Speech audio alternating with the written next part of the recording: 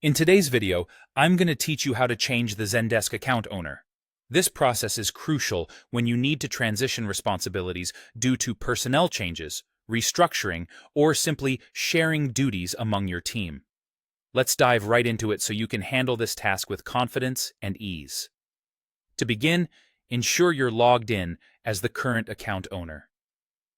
Typically, this is the original administrator who set up the account. This step is essential because only the existing account owner has the permissions required to make this change. Now, once you're logged in, you'll want to direct your attention to the top right corner of your Zendesk dashboard. Here, you'll see the waffle icon. It's a small grid made up of squares. Click on that to reveal a drop-down menu.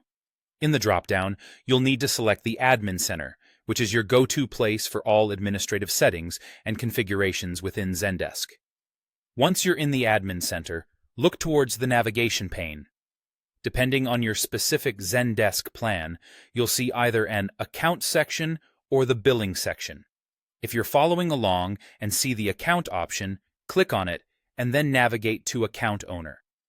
For those on a different plan, head over to Billing and look for Contacts. These sections guide you to where the account ownership settings reside. Now, once you're in the right section, you'll spot a drop-down labeled Account Owner. Here's where you choose the new account owner. Make sure that the person you want to assign as the new owner is already set up as an administrator in Zendesk.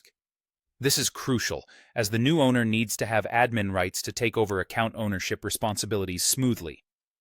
After selecting the appropriate admin from the drop-down list, take a moment to double-check your choice to ensure you've selected the correct individual.